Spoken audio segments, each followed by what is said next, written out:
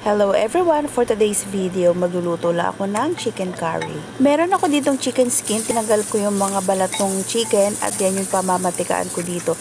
At nagsutay na nga ako ng luya, bawang at sibuyas. Halu-haluin ko lang din at kapag okay na ilalagay ko na rin yung aking chicken dito sa aking mga ingredients. Halo lang din ulit at lalagyan ko na siya ng bay leaf at black pepper at lalagyan ko rin siya ng Knorr chicken. Yun yung gagamitin kong pampalasa. Haluin ko lang din ulit saglit at tatakpan ko hanggang sa kumulo at haluin ulit para mabaliktad yung mga chicken. Ayan, halo lang din ulit.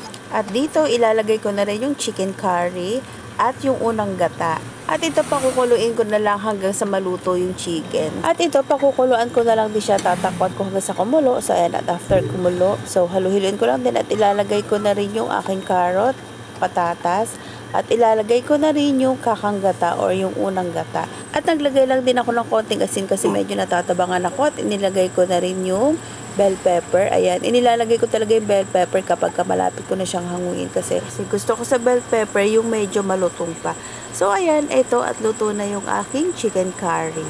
Marami talaga ako sabaw dyan kasi gusto ng mga bata yung sabaw. At yan, kapag lumamig na, kapag pinatay mo na yung apoy, medyo lumalapot na yung sabaw. So umuunti na yung sabaw.